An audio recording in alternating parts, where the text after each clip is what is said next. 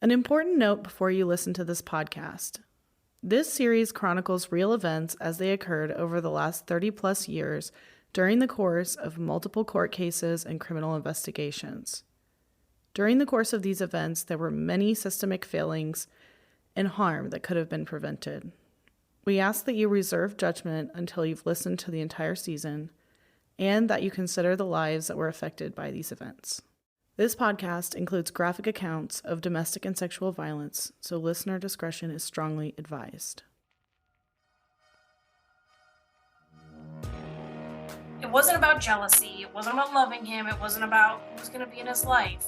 This was about how do I make him accountable so that he can't get to the next one. So at the beginning, there was a lot of more risky sexual stuff going on. And I didn't have a problem with that. But then after we got married, like the day we got married, the day after we were driving home, and he looked at me, we were still in Arkansas, and he looked at me and he said, "You understand you're my property now." And at that moment, everything just spiraled out of control. The sexual stuff escalated into pure torture. I was systematically pulled away from my family. Looking back, it was classic methodical abuse. He loved to walk up and just backhand me in the mouth to get my lip to bleed. And then he'd pull me in and suck the blood off my lip. It became very apparent that, he needed to be held accountable for everything that he had done. This wasn't a man lost just trying to love a good woman, and that this was a methodical, conniving pattern of behavior from him. It's not been taken seriously by so many different agencies. The day that I got beat up in October, that was actually taken to a district attorney, and that she said that they weren't interested in pursuing it. My life, from the time I left him until probably April, was a complete whirlwind. My kitchen table was full of papers, trying to figure out how to stop him from getting to the next one. None of this ever has been about revenge or about getting even or being jealous. None of this has ever been about that. It has always been about how can I make sure he doesn't get to do this to somebody else. I don't want somebody else to have to live like this. The wife after me is living with the same stuff, probably worse. Damn it, I failed. That's where you look at this, and once you start to figure out the atrocities that he did, and it just thickens and the plot just gets bigger and bigger, you're like, oh my gosh.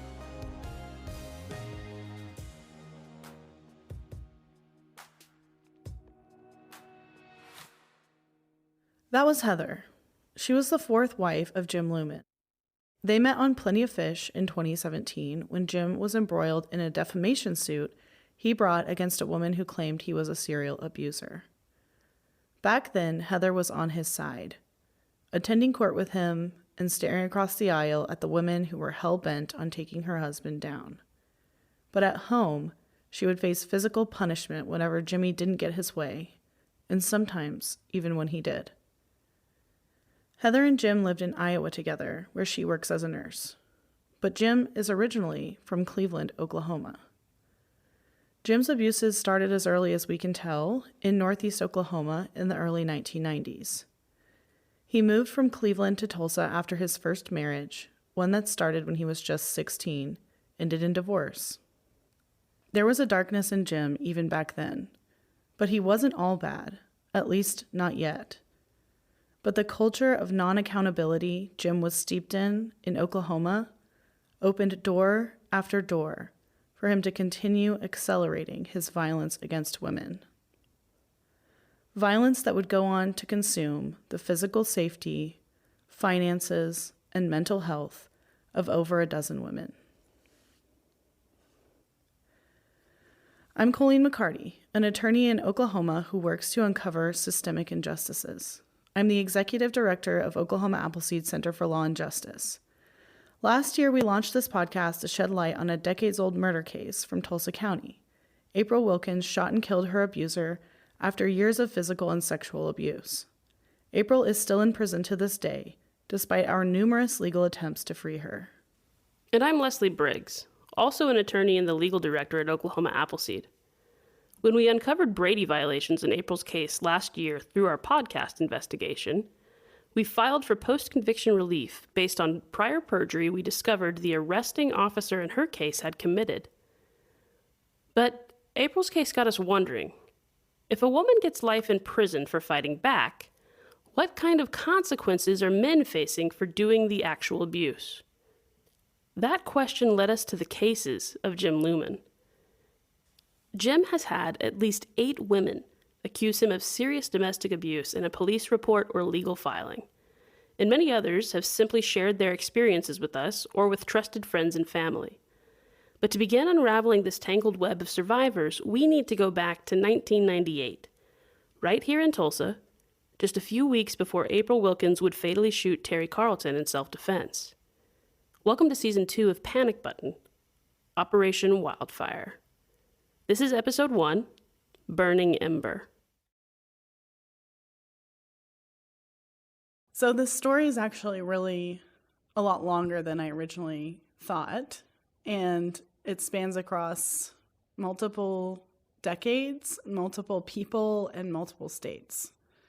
You would be surprised to learn that it actually starts a few miles away and within a few weeks of when April Wilkens shot Terry Carlton in self-defense in April of 1998 in Tulsa. And we ended that story with her serving a life sentence in prison and having served the last 25 years behind bars in Mabel Bassett. So I think it's really interesting that we're about to examine a story of someone who has committed perpetual and chronic violence in the same place with the same court system, and how differently that person has experienced the court systems than how April did. This individual has not been held accountable. Not in Oklahoma. Accountability has been fleeting. Fleeting, to say the least. Like, invisible, imaginary. So let's go back to April of 1998. We're at the University of Tulsa College of Law. Which is interestingly where we both went to law school. It's true. So we have a fond place in our heart for this law school, and I think our listeners will appreciate what ends up happening there. Yeah. And we're going to tell you the story of, we're giving her a code name. Yeah. So this individual that we're telling this story about does not want to go on the record publicly because of personal reasons. And so we're calling this person codename Ember. To be clear, she's given us permission to tell her story on her behalf, but she did not want to give a recorded interview and wanted us to not use her real name. That's correct. However, everything that happens in the story is documented by either personal notes, emails, or court records. Codename Ember is actually a law student at the University of Tulsa College of Law in 1998 in April. Ember is dating and meeting guys, and at that time the internet was relatively new and online dating was like a brand new thing. You would get on your AOL dial-up internet. Your AOL chat room. Yeah, so I can hear it now. Like, me too. She had met a man online. His name was Jim Lumen. And he sort of builds trust with her immediately by telling her that his sister's a lawyer, right? Yes. Also, when you're a young law student and you are really pretty new to the profession, it's kind of exciting and interesting to meet other lawyers who have been in practice for a while. That's true, too. So I think that was probably something that attracted her at first. So Ember actually goes and confirms that fact, right? That this guy, Jim Lumen, he's got a sister who's a lawyer. And she decides, okay, well, I met this guy online, but he's telling me the truth. Yes. And they begin dating, and it's a typical dating relationship, it seems. And even though he was relatively young, he was already divorced from his first wife and had a young son. So she would sometimes meet his son on the weekends and they would hang out, and she would see him as a dad. And it seems like relatively early in the relationship, Ember started to realize that this wasn't going to be very serious of a relationship for her, but because of how well Jim charms people and is very romantic in the early phases of a relationship, she was kind of swept off her feet. Yeah, I mean, I think he's been described as just this really charming, interesting, romantic kind of guy. Yes, and also what we see in a lot of these relationships after we've talked to so many survivors is that it's called love bombing. Right. So you would just sort of really quickly in the relationship and really intensely be expressing your feelings and that you're in love and that this is the person you want to be with for the rest of your life. And Let's get married. Never felt like this before. And this person makes you feel so special and you're the one. And all of these kinds of things that you say that in a normal relationship probably don't come on for maybe a couple of months. This is sort of like way faster than that and way more intense than that. Yeah, I mean, because we have letters. I thought it was interesting also when we got these documents, we actually got a copy of the envelope that he sent the letter in. And he sent it in a letter addressed to Ember, but rather than using her last name, he wrote in Lumen, his last name. So wait, they've been together for a couple of months and he addresses a letter to her in the mail to her first name. Mrs. Ember Lumen. Okay, wow. Mrs. That's pretty a lot. And it's not even months. Weeks. It's within a few weeks. So it says, Dearest Ember, I thought I might give you a little surprise since I'm going to be gone this weekend. I thought a little letter from me might pick you up if you were, in fact, missing me. I already miss you, and I haven't even left town yet. I cannot believe that I am already lost when you are not with me. But I guess it means that everything is going good since I already feel this way. I'm sure you're getting tired of hearing this, but I truly have never felt like this before about anyone in my whole life. Nothing has ever felt so right and comfortable. I never thought that I would be able to choose the person I wanted to marry, and I certainly never thought that I would ever have the perfect match that I have with you. There is nothing more that I want in my life than to marry you and spend the rest of my life being partners with you. Then, on to 7 kids. You also need to think about that real hard. And be sure, before you marry me, because after you have done it, there is no getting out. You never get to leave me after you're here. No divorces or separations or anything. You're just going to have to be stuck with me forever. So you had better be sure I am what you want. I really wish that you could go with me this weekend. I think it will be fun, although it will not be as fun for me as it should be, since I will be spending the majority of my time missing you. You know what? Promise not to tell anyone? I'll tell you if you promise. I love you. So anyhow, I better get to work so I can get out of here. You will be on my mind all weekend, and I hope that your weekend goes good. I'll be counting the minutes until Sunday when I can see you again. Have fun and be good. I love you, Jim. It's a lot. It's a lot. It's a real lot. I mean, I also, when I read this earlier, I didn't notice this part as much, but I'm noticing now that he says, I never thought I would be able to choose the person I wanted to marry. I noticed that too, and we have to talk about Dawn. So Dawn is Jim's first wife, and they're actually high school sweethearts. They get married in November of 1991, but Jim's mom has to sign an affidavit of consent because he's only 16 years old. There's not a consent on file for Dawn, so I don't know how old Dawn was at the time, but 7 months after they get married, their son is born in June of 1992. And that's not to say they didn't really feel love for each other. They were teenagers, in love, and they were expecting a child, so that's a lot for people who are really young. Yeah. And we tried to talk to Dawn to see her impressions of her time that she was with Jim, but she has refused interview for this podcast. So yeah, and the reason that Dawn is relevant to Ember's story is that she serves as a warning for her. It's not clear from Ember's memories of it now, almost 30 years later, whether it was necessarily an intentional warning or if it just was someone being honest about their experience and about what to expect, because we know that, as Ember reports it to us, Dawn warned her to protect her birth control so that it wouldn't be tampered with. That's a heavy warning. Yeah, that he would attempt to get her pregnant as a means of control. Especially since we know that Dawn did get pregnant, probably unintentionally. Who knows? Yeah. Who knows? Because, But Dawn also warned Ember that she said to Ember that she was physically abused. So Dawn is relevant to the story in that she really does serve as a warning for Ember. And Ember, she's a young law student. She's like a smart and savvy individual. She's actually not from Oklahoma. She's from the entire opposite side of the country. She's here to go to law school. She doesn't have family nearby. And yet she manages to get out of this relationship after what transpires, and we'll walk through that in a minute, but she manages to get out of it by the end of August of 1998. Yeah. And she credits that largely to the early warning signs from Dawn.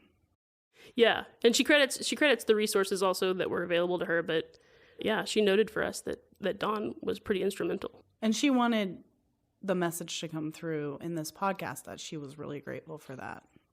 That's right. So, we get that letter from Jim to Ember in April of 1998. We also have another letter from the April time period of 1998. And all it says is, "Psst, guess what? I love you. And you better know who it's from." Smiley face. Smiley face, exclamation point. We don't have a ton of detail about the April to June period of their relationship, but they do move in together. And then we get to June of 1998. So June 10th, 1998, the first incidents of physical violence. And I'll just tell you directly from her notes. They were in the car. He was upset. He felt that she was in a bad mood, and he didn't like that.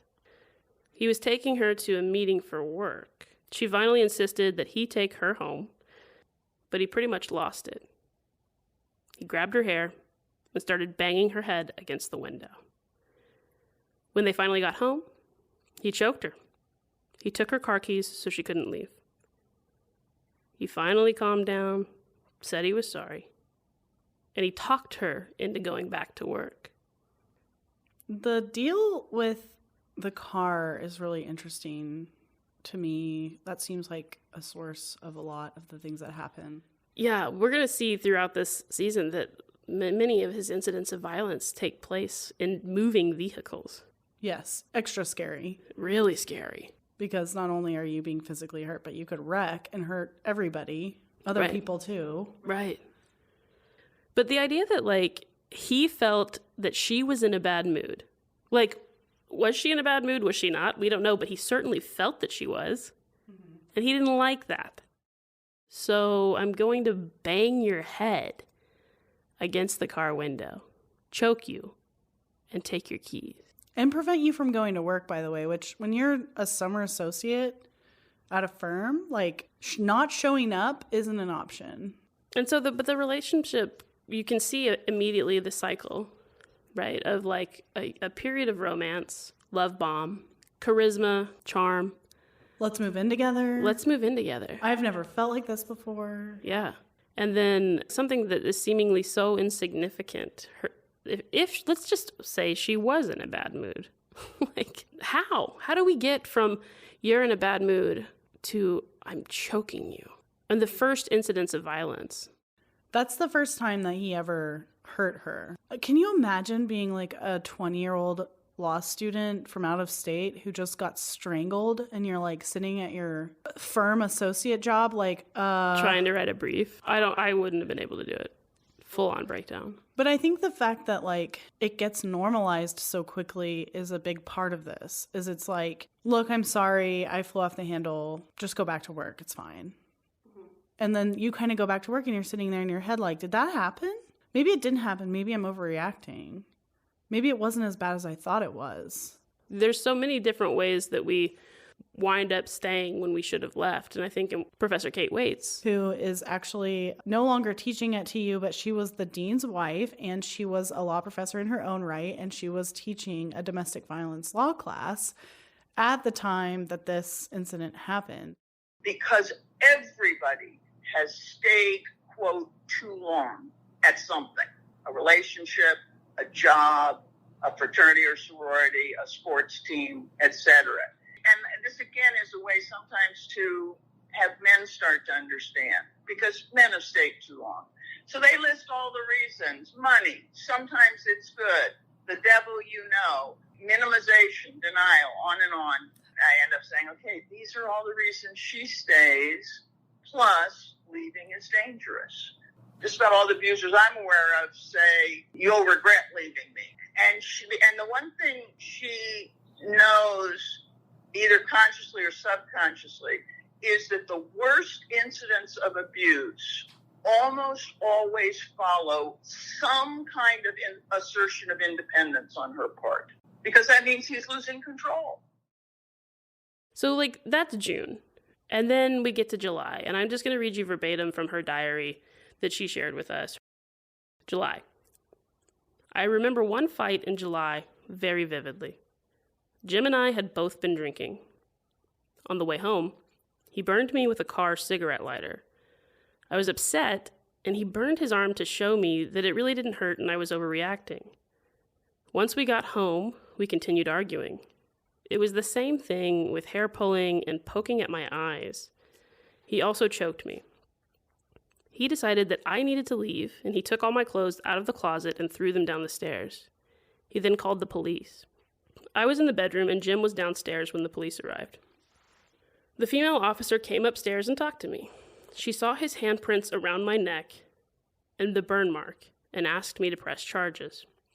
She offered to take me to the shelter. I would not press charges or go to the shelter. After the police left, he continued choking me, pulling my hair, etc. Finally, he got his gun and left. He did return later that night. When I later asked him about the gun, he said he took it because he was planning to kill himself. This was the incident when I decided to leave. It took about 2 weeks, but I finally got all of my stuff moved out into a friend's house. I stayed with another friend that night, and the next day, when she dropped me off, Jim was waiting. I got back in the car and we drove off. He called, and I did talk to him. I also went that day to the Divis shelter to talk to a counselor. I decided not to stay because I had finals, and the environment at the shelter is not very conducive to studying. I remained at my friend's house for several days. During that time, Jim convinced me if I would go back to him, he would go to AA meetings and counseling. I believed him, and we found a house and moved into it. He never attended an AA meeting or a counseling session.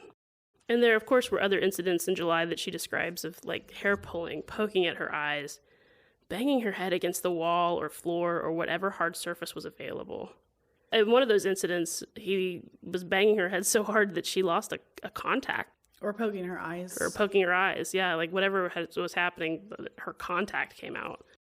Let's break this whole thing down, the July situation. Let's do it. Okay, so we've gotten from, I love you, I've never felt like this before, I want to move in with you, I want to marry you, Mrs. Lumen, to the banging the head in the car and the choking in June. Then by the time we get to July, that's really only a couple of weeks, the fighting has become so routine that it's difficult for her to pick out certain incidences, but one of them emerges pretty, like, clearly. Yeah. And that incident with the cigarette burns from the lighter in the car is going to show up again in the protective orders. Yeah, I think that's really important to note that, like, this is her account shortly after things happened, and she's talking about how he just reached over and burned her with a car cigarette lighter. If you guys remember, like, back in the day, some of you guys aren't old enough to know this, but, like, there used to be these lighters yeah. that you would push in a car. You would, like, push it in, and it would heat up basically like fire. I mean, it was like fire. It was like a little electric coil. Lighter that you could stick on the end of a cigarette, and it would light the cigarette. And that was what it was for. But also it was, like, obviously very hot, and if you touched it with your skin, it would leave a mark. And so he takes that and he puts it on her skin while they're fighting. And then she, is upset and hurt, like physically hurt by that. And he then burns himself to show her that this doesn't hurt that bad, which I think is such, like, an act of gaslighting and manipulation, to be like, look, you're such a wuss.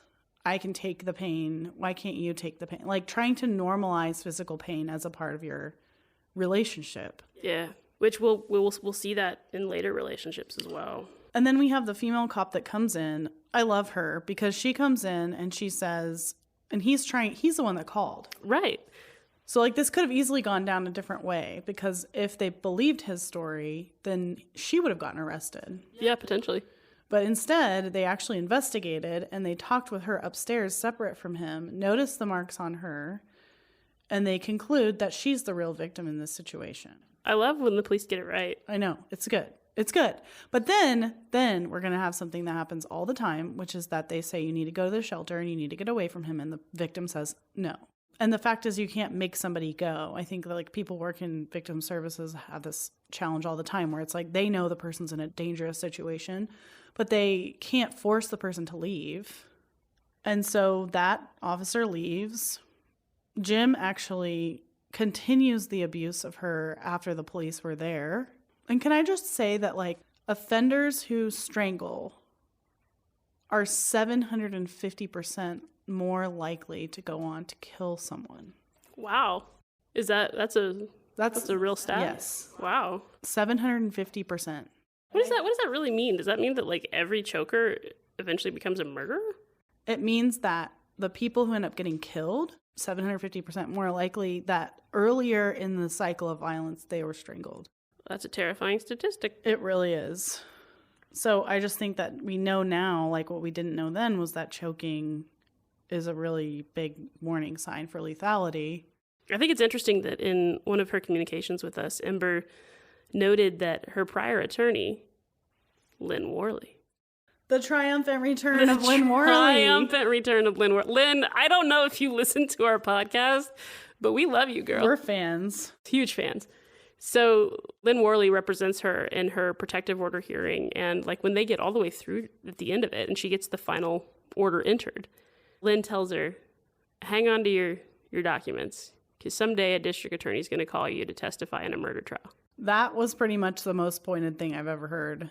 Yeah. And let's just remind our listeners that Lynn actually was one of the advocates that went into the jail with Divis in 1998, the same year, to help counsel April Wilkens. And she ended up writing a letter to the Pardon and Parole Board in April's case that detailed how disappointed and shocked she was that April was prosecuted in the first place and then let alone convicted, and that it disturbed her to such a great degree that she almost left Oklahoma and went to practice law somewhere else. And now we see Lynn again, who's representing another victim of domestic violence at the time, our friend Ember, and she is just as much of a powerhouse on that case. Well, I just think it's like, it stuck with Ember. I mean, she did it. She did what her attorney advised her to do. She did. She kept boxes of every letter, printed out every email, and had all of her notes that she kept from every incident of the violence that happened, which is at this point 25 years old, and kind of incredible that it's survived all of her moves and every place she's ever been. Some of the other ways that, like, Jim exerted control over her, I didn't realize this, but she points out to us at one point, you know, he was driving me places and that's when some of the abuse occurred. But she notes, I had my own car, but Jim destroyed it. So I had to sell it and get rid of it. And, you know, looking back, she realizes this was another method of control. Well, you can't leave somebody if you don't have a car. So Ember, after the July incident, she leaves for a little while. Jim, of course, makes these overtures of, I will change. I will get help. I will go to AA, I will stop the drinking, I will get counseling, I will be a better man for you. And of course, when you love someone and they are abusive towards you, we know this from the experts that we have spoken to, all you want is that. You want the Change. Abuse to stop. And you want the person to change and be better. You want them to live up to the potential that you see in them. That's right. And so Ember goes back and they move in together into a home. And of course, after they get back together, and we hear this from a lot of survivors, this is the reason I say of course, but in this situation, Jim did not go to therapy and he did not start going to AA. Yeah, so let's talk about August of 98. So there's a couple of incidents, and then there are these emails. So, like, I would like to contrast what she describes as happening with the emails that she's getting from him. So I'll just set the scene with what she describes. There's these two incidents of abuse that she remembers. One, it was on August 17th. She and Jim had been drinking at the Petroleum Club here in Tulsa, and Jim was way too drunk to drive. So she suggests, well, you know, I'm going to drive us home. We're not going to get in a drunk driving accident. And he got upset. She refused to get in the car, and he tried to physically force her into the car. He was pulling her hair, poking at her eyes, and a passerby sees this and tries to intervene, and Jim threatens him. He's not really able to provide much help to Ember. But I think it does interrupt the violence because the conversation becomes Ember's embarrassing him. Public shame. And then he relents and lets her drive home after all of that. In the process of him forcing her into the truck, she actually lost the contact again. and ended up with bruises on both of her arms and a really big bruise on her knee. So this wasn't just like light shoving somebody into a car. It's like causing bruising. And then he finally just relents and lets her drive home. But then 2 days later, he sends her an email. He sends her a horoscope I guess he found somewhere on the internet. Would you like to read it? Yeah, I really like the horoscope a lot because I kind of like, in my spare time, I'm kind of like an astrological weirdo. I don't know, I kind of got on Instagram and got really into like those stupid horoscope posts. Hey man, don't horoscope shame. Like, I cannot tell you how many times I have like saved an Instagram post about being a Gemini because I'm a Gemini and everyone hates Geminis. So anytime Why? I don't know. You're it's so a whole lovable. thing. It's a whole thing. Look it up on Instagram. So he finds this, I guess he subscribes to this email, and this is 1998, remember? So he subscribes to this email horoscope update, and Ember is a Leo. So he sends her this horoscope, and it basically says, this is applicable to you. And the horoscope says, love scopes for Leo from 8/17 to 8/23, 1998. Leo, you have many people in your corner right now. Leo, the same isn't true for your sweetie, however. It's time for you to pay attention to your mate's needs. He or she is confused now. It's up to you to reopen the lines of communication. You can easily do this, being the warm-hearted soul that you are. If a thoughtless remark has slipped from your lips, think first about the origin of the feeling. Then you can make your amends. I don't think that was from a horoscope website. I think he wrote it. I'm just like, that does not sound like a real horoscope. And it's 2 days after they have that very public physical fight. I mean, not a physical fight. He is physically abusive to her in public. I want you to like remember back to when like there were horoscopes in like the Urban Tulsa Weekly and they would be like these tiny little paragraphs and it would be like, you're having a lucky day today. Your lucky numbers are 7, 14, and 16. Take a chance on like And your break the abusive routine. partner is sorry and he wants you to make amends and pay attention to his needs. You have to open the lines of communication, Leo. Your partner is struggling with communication. It just sounds, it doesn't. And this is your fault. It's like, I mean, if he wrote that, that's psychotic. If he didn't write that, that's psychotic. Yeah, if he found it and decided it was applicable, psychotic. If someone in the universe wrote that horoscope that is not Jim, I feel fucking scared for horoscopes and for everyone on this planet. God, no, for real.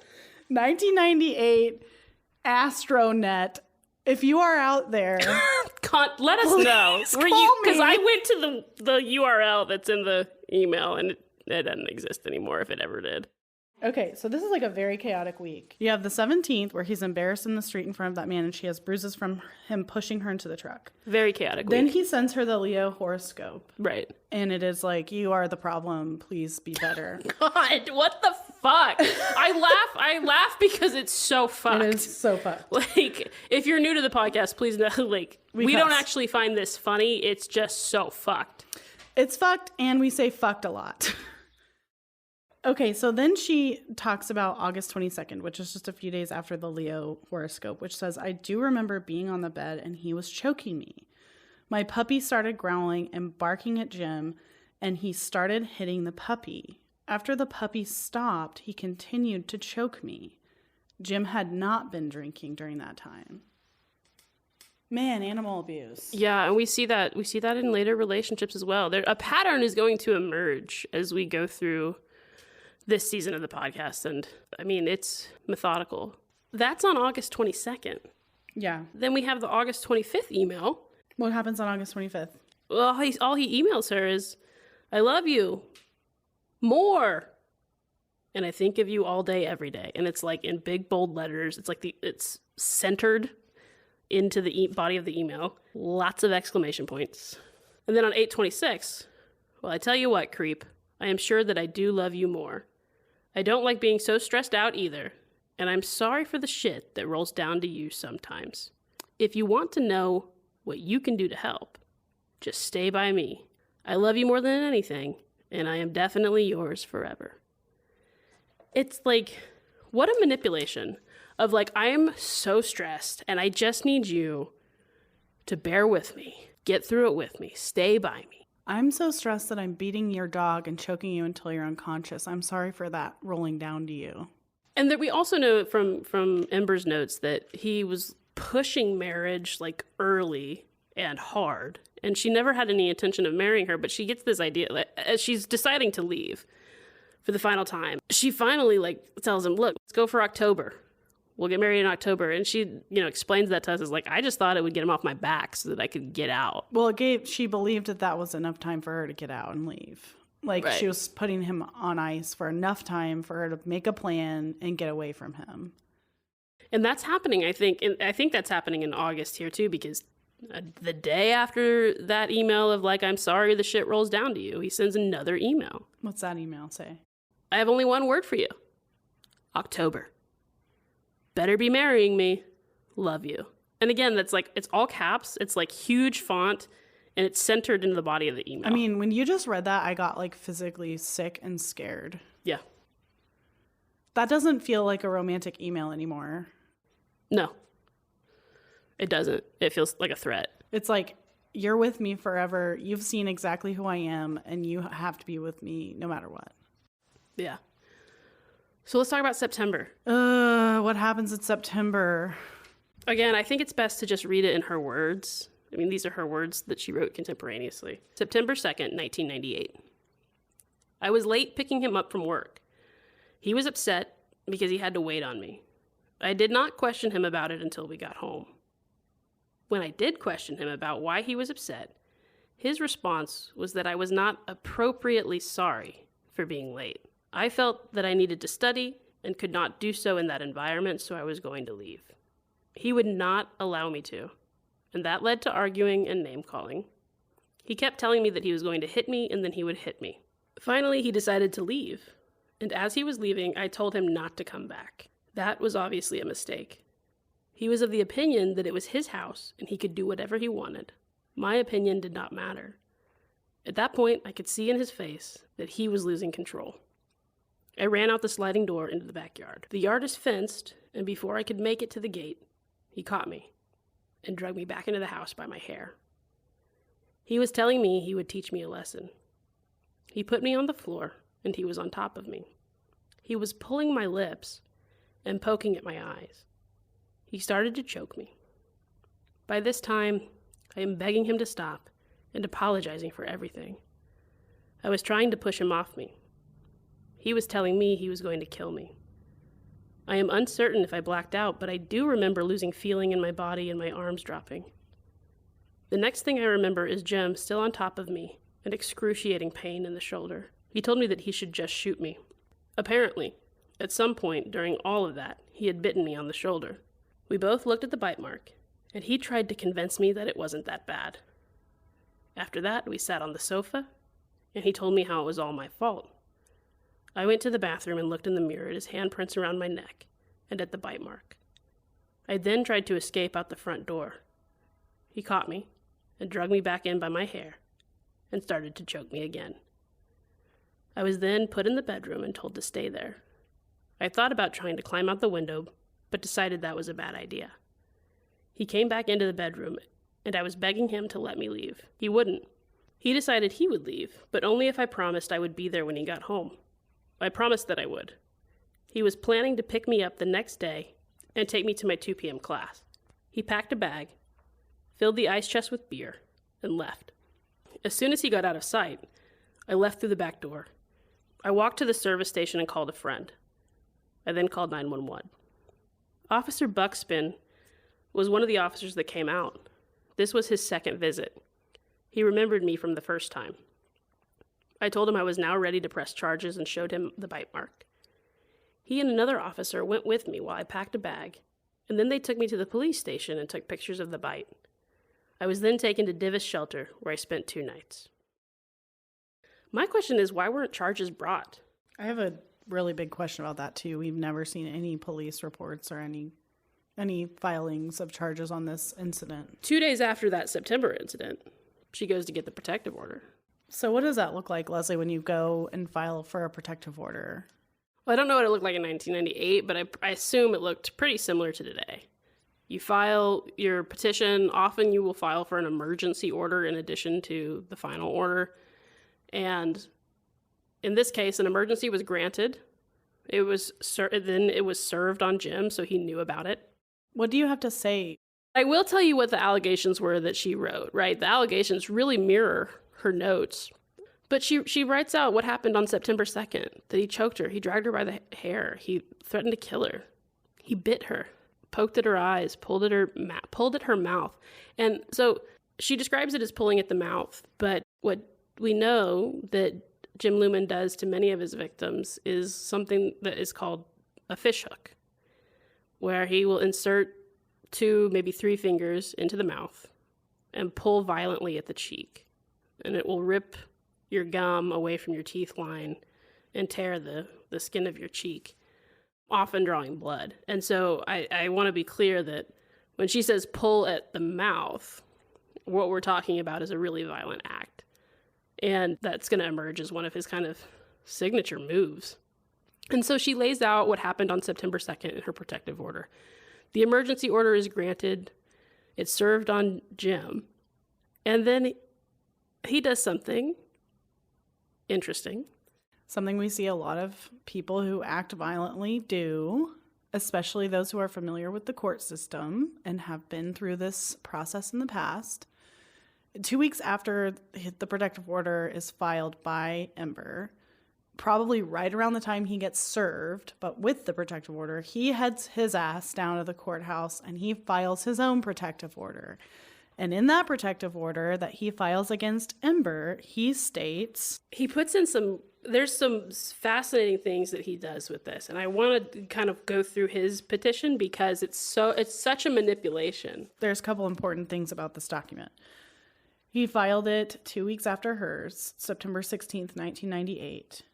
It is against Ember, who we've been talking about. He is now the plaintiff and she is now the defendant. That's one thing that gets really confusing in these kinds of cases is they flip back and forth, the plaintiff and the defendant.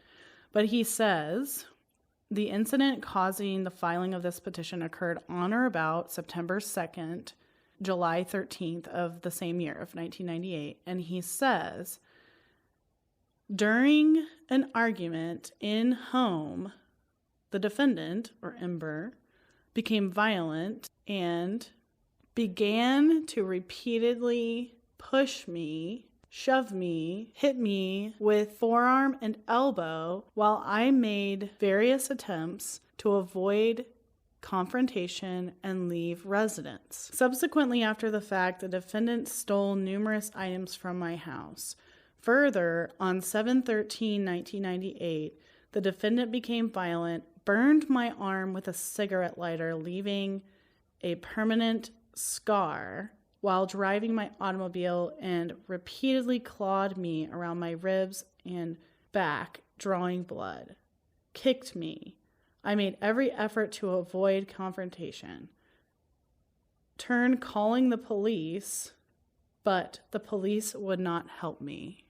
I want to talk about an interesting, remember earlier, her version of the July event is he just suddenly burned her and then burned himself to prove it didn't hurt.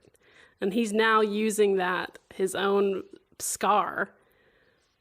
It's a manipulation the whole way through. And I don't know if he had that planned in advance, if he thought, I'll burn myself and that'll be good evidence down the road if she ever claims that I hurt her.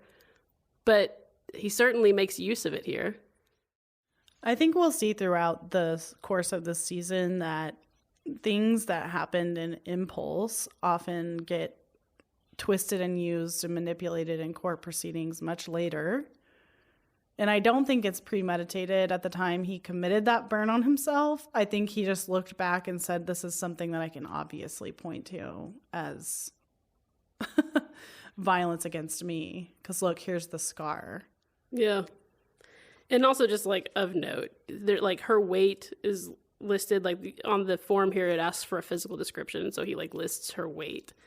But then he makes this stupid little notation next to the listed weight that says driver's license states that her weight is actually 20 pounds lighter Right? Like, I don't know, like, I don't know why you're doing that, other than to, like, I guess the only plausible reason maybe is, like, if police are going to stop her, they're going to know that, like, they won't be fooled because her driver's license is, I don't know, it's a shame tactic. It's a shame tactic. Because this document, like we said before, it gets served on the person that you're filing against. So she would see this, and she would see that he wrote the weight on her driver's license on the line and then made a note out to the side of what her actual weight is. And that the cops would see that, and the court would see that, and that she would see that, and she's supposed to be ashamed about that. It's just like continuing the abuse. Yeah, it's just another manipulation. And, Amber described to us the process of going into the protective order hearings, and I guess she had given him a pen, like a nice fancy pen, and he decided to wear it that day. And she described it to us as like, I can't really explain it, but it felt like a manipulation, and it felt like a fear tactic, and it worked. It made her very fearful. Just the sight of that pen, as if it were, I don't know. She described it as like a way of communicating to her without having to communicate to her, and with a way of saying, I still have a piece of you, or I still like own you in some way. And like most people looking out from the outside who don't know about these dynamics would say, like, it's just a pen. Right. But it's not just a pen to her, and he knew that. And he used it. Yeah. And at a time when would be the only time when he knew he would see her in person, which was in court, because they can't see each other because she was granted the emergency protective order, and he had to stay away from her. Right. And then at the hearing on the final order, which she gets a final order entered, but it's not until February of 1999. And it's interesting. It's not a time-limited order. There's no time limit on it. And today you can get permanent protective orders, but usually it's in very limited circumstances. But in this situation, it appears that she got a permanent protective order against him. He actually filed in 2010, 11 years later, filed to dismiss the protective order, stating that she'd lived out of state and he'd not seen her in all this time, and there was no longer a reason for it. That was actually denied. So it's still on the books. So it's still on the books. His protective order was denied, and the court minute states that he failed to prosecute, so he just never followed through on it. So I don't know what the court would have done if he had. Yeah. Proceeded. And I think, like, I'm just thinking about this now, and after hearing it all, like, you guys who are listening are hearing a full encapsulated experience of, like, the court system and the police working properly in a situation like this. And she got away as a result. She got away. She got the supports that she needed. She had people in her life to tell her where to go, what to do, how to do these things. She got the support from Divis. She got the phone. And then she got the protective order. His filing against her failed. And then she was granted a permanent protective order. And even all the way into 2010, he wasn't able to get rid of it. So September, that's pretty gnarly. And this is where she starts to really lean on her resources, right? Yeah. Yeah, so she ends up calling a friend from law school. She had several close friends in her law school class, and they came and got her and took her to a gas station. And that is where she called 911 from the gas station. And the friend's boyfriend actually ended up being the person to tell her to call police. And she describes him as a very calming presence during this time. Yeah, he was also a volunteer with like a domestic violence hotline, right? He had volunteered with Divis in the past, yes. And so he knew, he recognized the signs, and he knew that she needed to at least call the police and get this documented. Good men. We love good men. We love good men. And actually, she looked him up recently. Ember looked him up recently, and he is a law partner at a local firm here and doing well. And so she didn't give us his name, but we don't know who he is. Anybody can identify this guy from the circumstances, we would love to send him a thank you card because we love good men. So things went bad really fast in this relationship. It went from April to September, and she finally gets out. She calls her friends. She stays at a friend's house. She contacts her law professor, who was Professor Kate Waits. So Ember felt comfortable going to her and confessing to her everything that was happening. Ember remembers her getting a cell phone from Professor Waits. Professor Waits doesn't remember that, but we aren't sure which way that ended up happening. But somehow Ember ends up getting a cell phone in 1998, which was like scarce.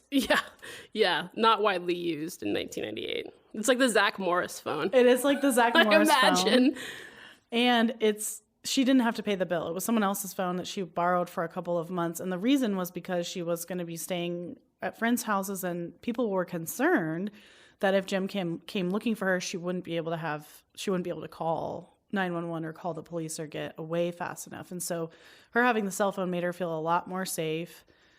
And so she slowly starts to rebuild her life, and she's able to stay in school. Honestly, it's kind of a testament to her brilliance that she was able to stay in school, get good grades, and graduate. And she ended up passing the bar, and she practiced for many, many years as a JAG attorney in the military. Yeah, she had a great career as a military attorney. And let me tell you another really important part to me, of her story, which was she had a lot of support. Her law school classmates, including several men she was close to, helped her move out and didn't blame her and all kinds of other things. But talking to her, and there wasn't a desk between us. We were just across two chairs from each other. As she was, getting ready to go, I remember I patted her on the knee and said, "You've done good to get out when you did." And the look on her face, and as I recall, she said, "My friends have been very supportive, but you're the first person who said that." It's a difference between sympathy, "Oh, something bad has happened to you, I'm going to help," and saying, "You know what, you are strong." At first blush, Ember's story is just like a million other women's stories. She went on to live a normal life, and luckily she got away from the person who was hurting her. But Ember was far from the only woman that Jim Lumen would terrorize. He's a bit of a huckster, a carnival barker, well-trained to lure in unsuspecting women who are down on their luck, and uses his big personality and seemingly endless supply of money to charm them in a sweet love story. It's not so sweet once you start to see through the lies. Here are just some of the occupations that Jim Lumen has had or pretended to have since he struck out on his own in the mid-1990s. Mortgage broker, mortician, used car salesman, carpet salesman, pilot, lawyer, entrepreneur, personal injury consultant. Perhaps most intriguing for the story that follows is Jim's only job that aligns with his college degree in mortuary science, an undertaker.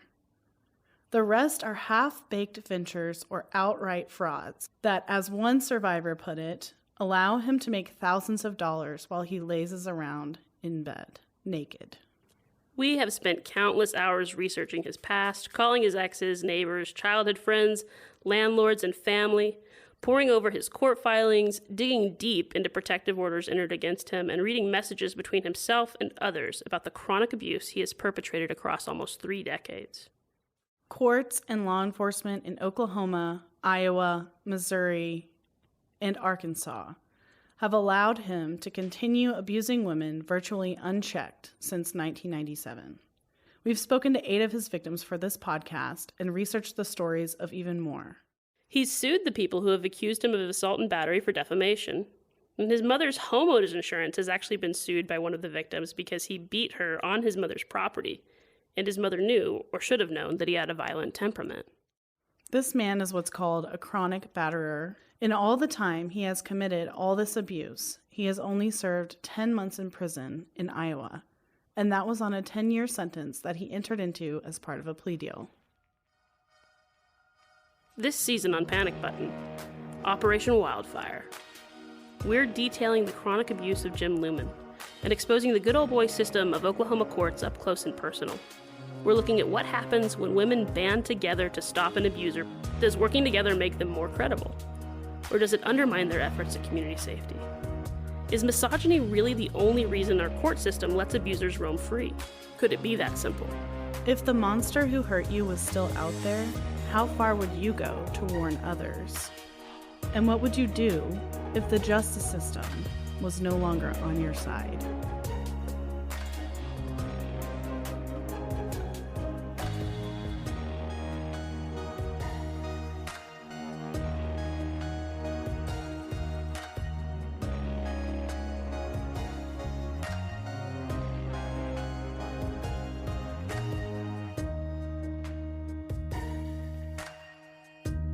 You can find links to pictures, documents, and all our sources in the notes of this episode.